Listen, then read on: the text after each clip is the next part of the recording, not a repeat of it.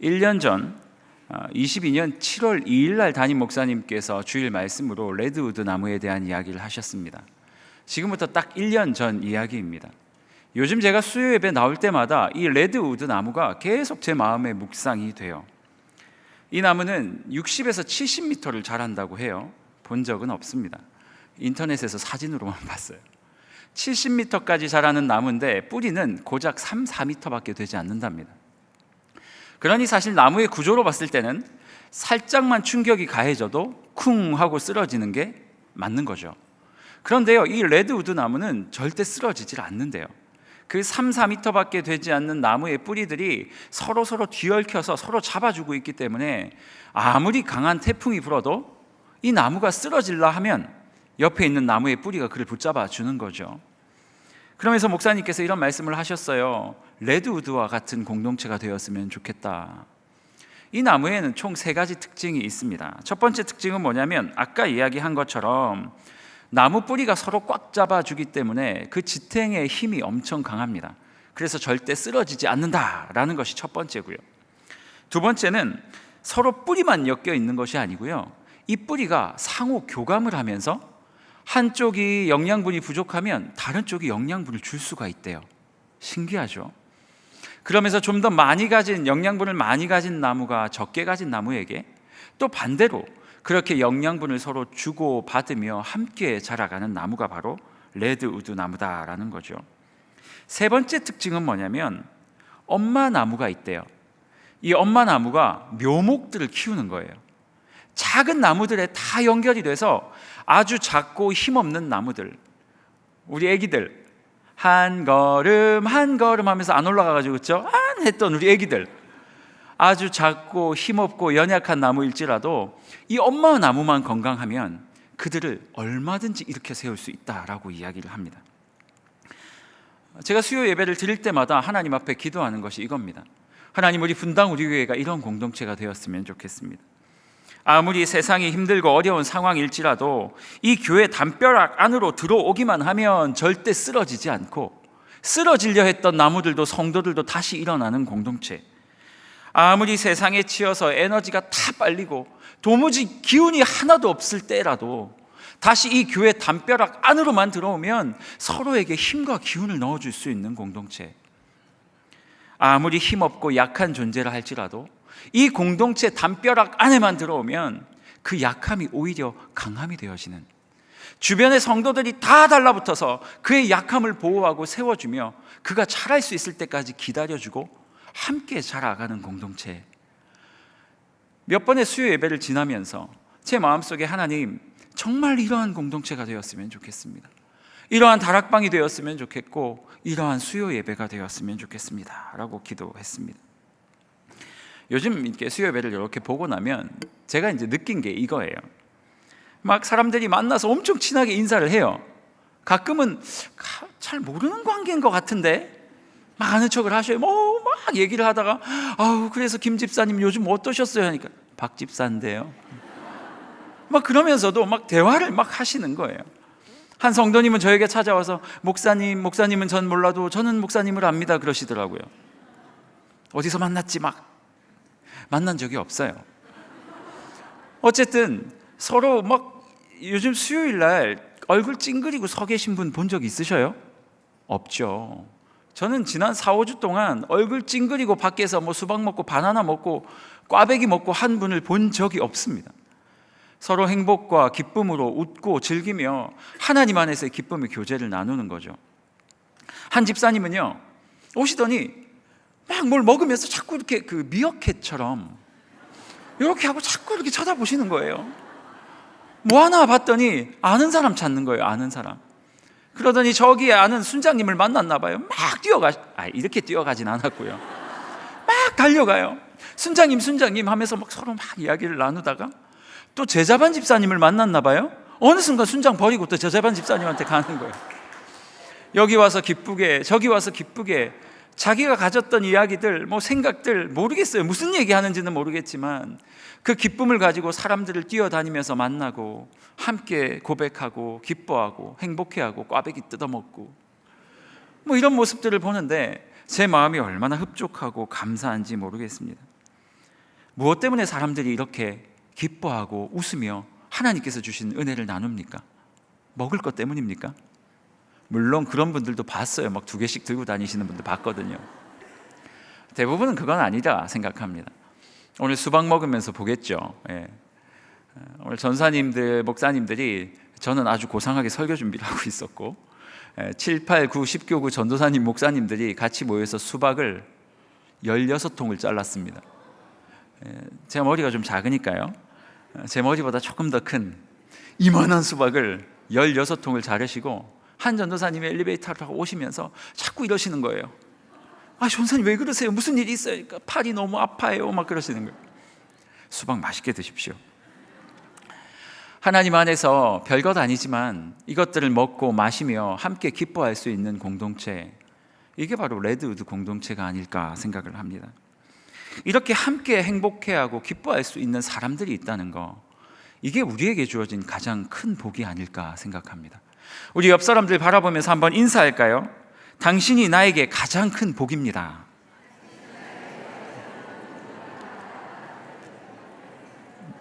그렇습니다.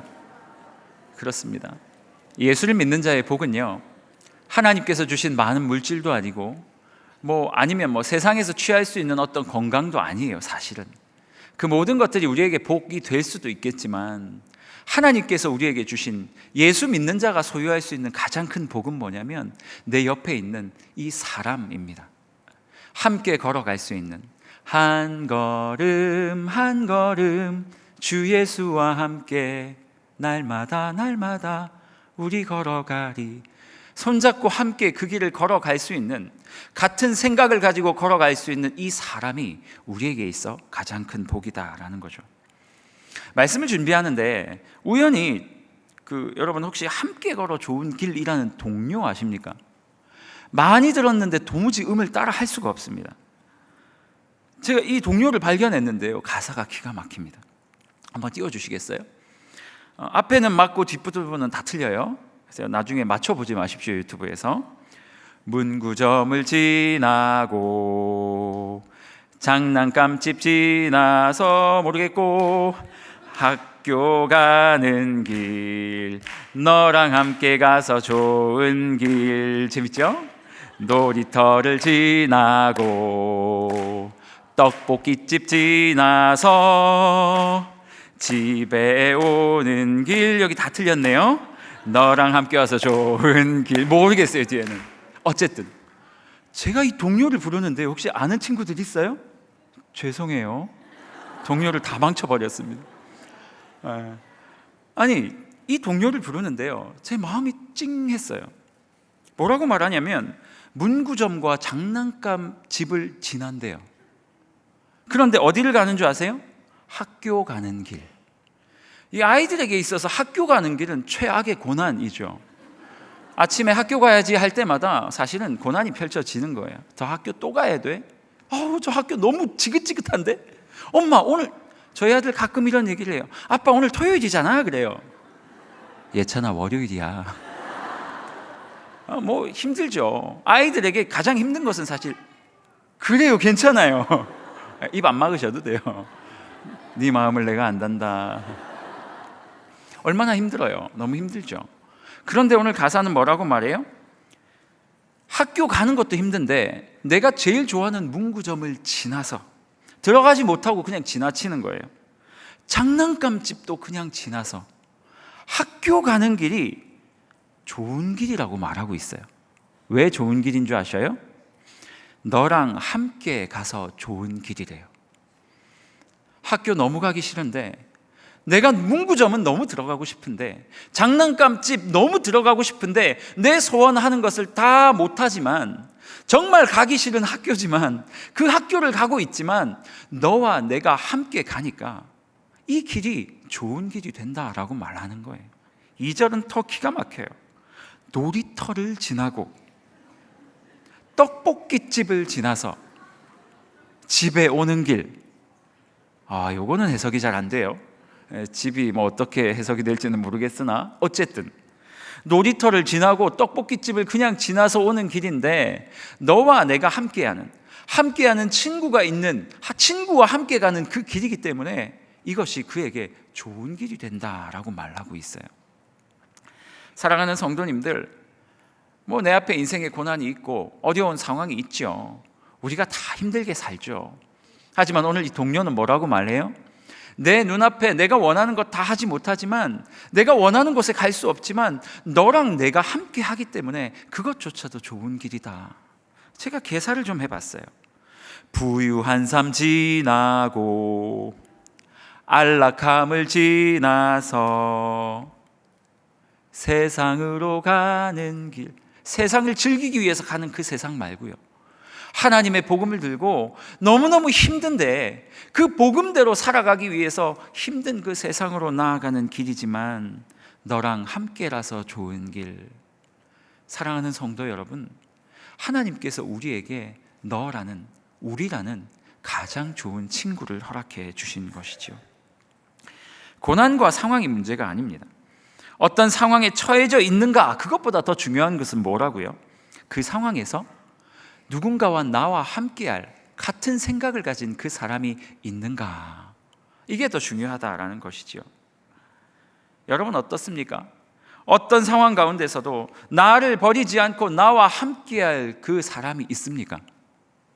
한번 물어보시겠어요, 스스로에게? 내가 어떤 길을 가더라도 나를 절대 포기하지 않고 버리지 않고 내 너와 반드시 함께하리라 말하고 있는 그 사람이 있습니까? 가족들이 있겠죠. 하지만 가족들도 온전하지 못합니다. 40년 지기 친구가 있으십니까? 글쎄요. 오늘 이 질문 앞에 하나님께서 뭐라 말씀하시는 줄 아세요? 나를 버리지 않고 어떠한 상황 가운데서도 나를 버리지 않고 함께할 그분이 있습니까? 할 때 바로 하나님께서 저요 하고 손 드시는 거예요. 얘들아, 나다. 내가 있잖아. 너를 절대 버리지 않을 내가 있단 말이야. 오늘 우리가 읽은 말씀이 딱 그 이야기를 하고 있어요. 오늘 본문은요, 고레스 왕이라는 한 사람의 이야기를 하고 있어요. 이사야서 41장은 고레스 왕이라는 페르시아를 통치하고 있었던, 그 지역을 전부 다 다스렸던 한 왕의 이야기를 예언하고 있습니다. 동방에서 한 왕이 일어났는데 그 왕은 얼마나 힘이 셌냐면요, 그가 그냥 날아다녔대요. 그가 땅을 밟기도 전에 지났대요. 자기가 어느 땅을 밟는지도 모르고 막 달려가면서 사람들을 정복했던 아주 능력 있는 왕이었습니다. 이 왕이 이제 이스라엘이 사는 곳으로 점점 다가오고 있던 시기였어요. 그때 이스라엘뿐만 아니라 주변에 있는 모든 국가들이 다 두려워서 벌벌 떨었었어요. 그러다가 오늘 본문에 이방인들이 막 모이기 시작합니다. 오늘 본문 41장 7절이에요.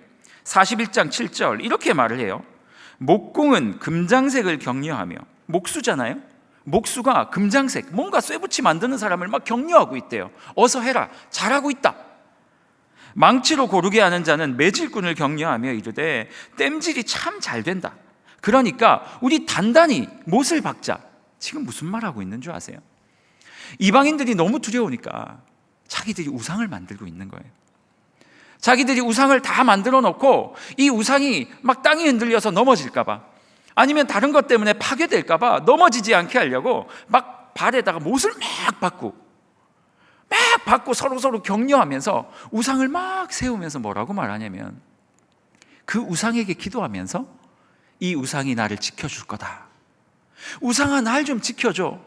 뭘 지켜줘요? 넘어질까 봐 우상 발바닥에다 못을 박고 있었다니까요.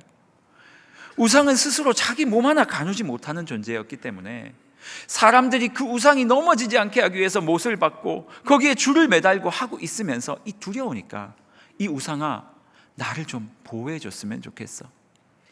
하나님이 이방인들이 이렇게 하는 것을 보고, 고레스 앞에서 이런 행동을 하는 것을 보고 너무 어이가 없으셨던 거예요. 그래서 하나님께서 막 어이없이 그들을 바라보시더니 오늘 이스라엘 백성에게 이렇게 말씀하셔요. 사랑하는 이스라엘 백성들아, 저 이방인들은 나를 모르니까 저렇게 두려워하잖아. 그런데 말이다, 너희는 하나도 두려워할 필요가 없어. 왜냐하면 내가 너를 지켜줄 것이기 때문이야. 내가 너와 함께 할 것이기 때문이야. 이사야 41장 9절에서 10절을 한번 볼까요? 같이 한번 읽어보겠습니다. 41장 9절에서 10절 시작. 내가 땅 끝에서부터 너를 붙들며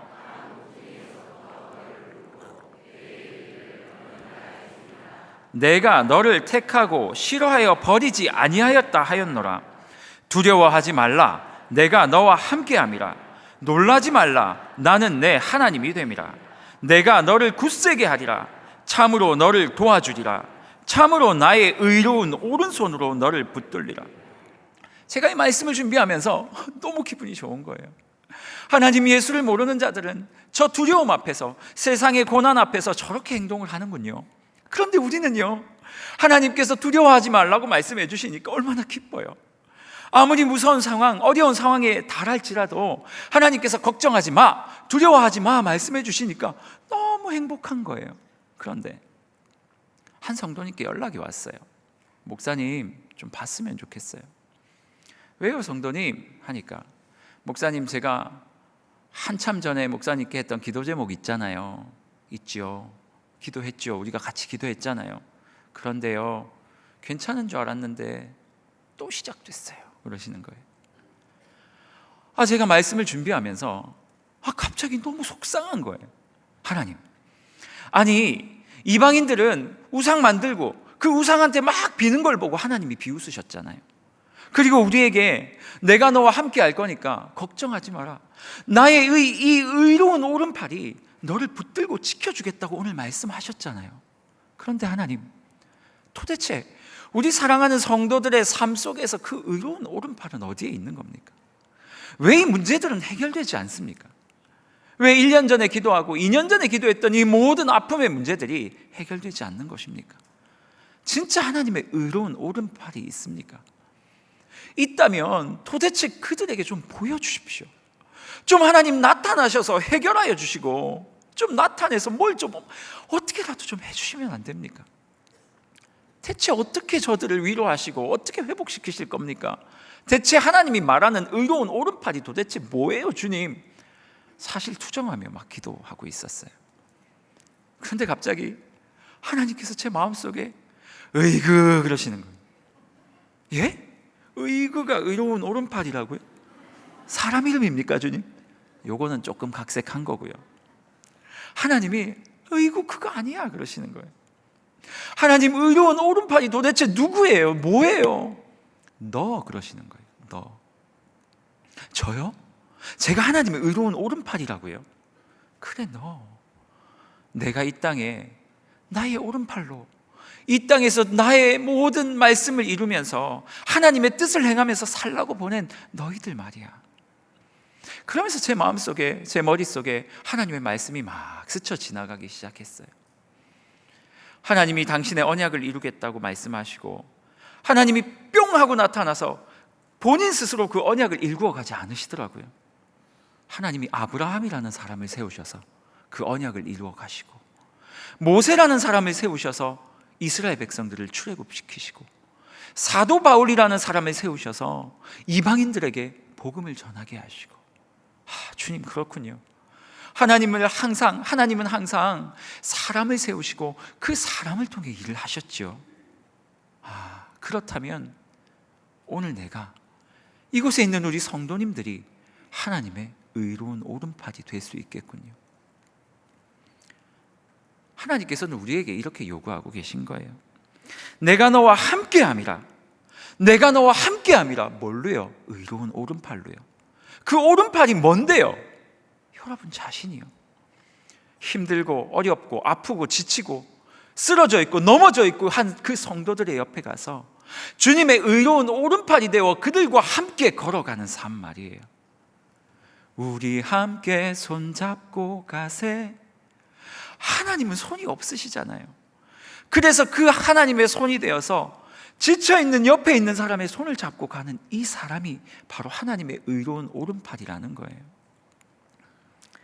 사랑하는 성도 여러분, 여러분에게는 함께 손잡고 갈 의로운 오른팔이 있으십니까?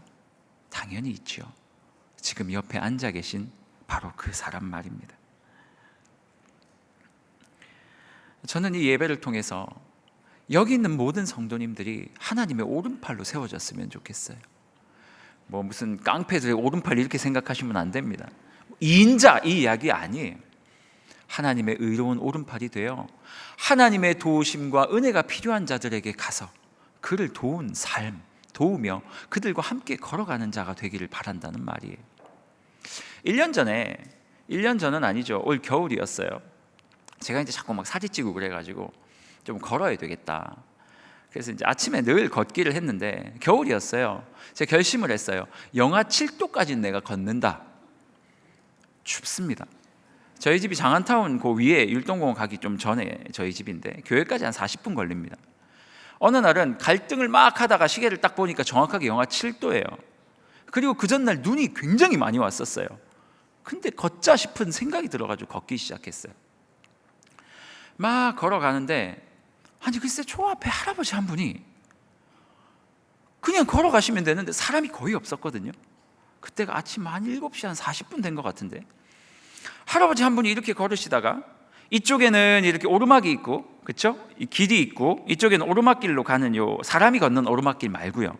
이쪽에는 탄천이 흐르고 있고, 여기는 이렇게 조금 더 올라가면 그 분당 중앙공원이 나오는 그 길이었어요. 그런데 이 할아버지가 눈 내린 그곳에서 자꾸 그 길 없는 오르막길로 자꾸 가시는 거예요. 그러다 넘어지고 또 일어나시더니 또 글로 넘어지고. 그래서 제가 달려갔어요. 할아버지 왜 그러세요? 왜 그러세요? 했더니 할아버지가 잘 보이질 않아 그러시는 거예요. 그래서 할아버지 그쪽은 길이 아니에요. 할아버지 이쪽으로 가셔야죠. 해서 제가 중앙에 다시 모셔다 드렸어요. 그리고 약간 뒤에서 따라갔어요. 할아버지가 또 올라가셔요. 그래서 안 되겠다 싶어서 다시 모셔다 드렸어요. 근데 이번에는 탄천으로 가시는 거예요. 거기는 막는 그게 없거든요. 펜스가. 겨울 영하 7도의 날씨에 몸이 조금 그렇게 뭐 우리처럼 건강하진 않으셨으니까 앞이 잘 보이지 않는 할아버지가 탄천으로 들어가셨으면 큰 공경에 처했을 거예요. 제가 놀래서 막 따라갔어요. 할아버지 거기는 들어가시면 안 돼요. 거기는 탄천이에요. 탄천. 그래서 할아버지를 데리고 나왔어요. 그래서 한참 팔짱을 끼고 걸었어요. 이대로 가서 내가 드림센터까지 가리라.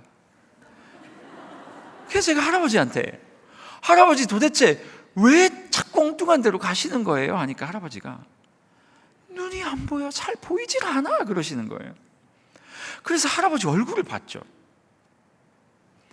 안경에 김이 서려가지고 그래가지고 제가 할아버지 안경을 닦으시면 되잖아요. 그래서 안경을 벗어서 닦아서 껴드렸어요. 그러니까 할아버지가 잘 보인다 그러시는 거예요. 그리고 그 할아버지가 이제 가시는 그 길을 제가 뒤에서 이제 계속 따라갔어요. 혹시라도 또 소리가 낄까봐. 할아버지가 안전하게 탄천을 지나가셨고 목적지로 가시는 것 같았어요. 그리고 제가 오면서 그런 생각을 했어요. 야, 내가 오늘 할아버지 한 분 살렸다. 사랑하는 성도 여러분, 적어도 그 할아버지에게 저는 그 시기에 하나님의 의로운 오른손이었던 거예요. 앞이 잘 보이지 않았고 내가 힘들어서 넘어지고 쓰러지는 그곳에서 하나님께서 저를 보내시지 않았을까요? 만약 영하 7도 너무 추워서 난 걷지 않을래 라고 마음을 먹고 그냥 제 집에서 차를 가지고 갔더라면 끔찍합니다. 그 할아버지가 만약 탄천에 빠지셨다면 어떤 일이 있었을까요?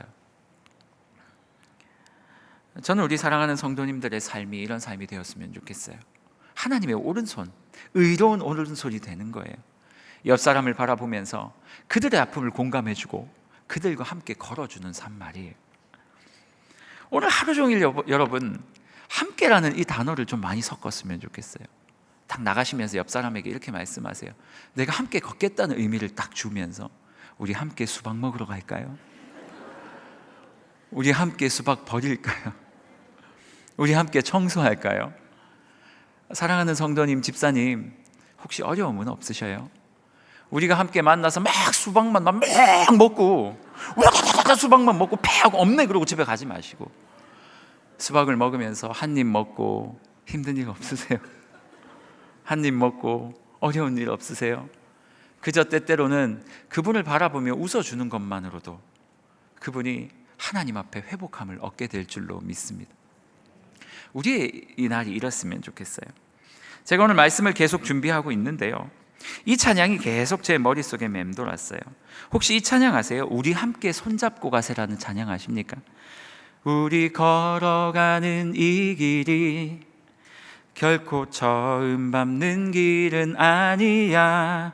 수천 년 동안 온 땅 곳곳에서 주님 따른 흔적 있으니. 그만. 오늘 이 찬양은 이렇게 우리에게 말하고 있어요. 우리가 지금 걸어가고 있는 힘겨운 일들이 단순히 이 2023년에만 국한된 것이 아니래요. 이 땅에 살고 살아왔던 모든 믿음의 선배들이 이런 어려운 일을 겪으며 살았대요. 어쩌면 우리보다 훨씬 더 고난스럽고 아프고 힘든 삶을 살았대요. 그런데 후렴은 뭐라고 말하고 있는 줄 아세요? 우리 함께 손잡고 가세.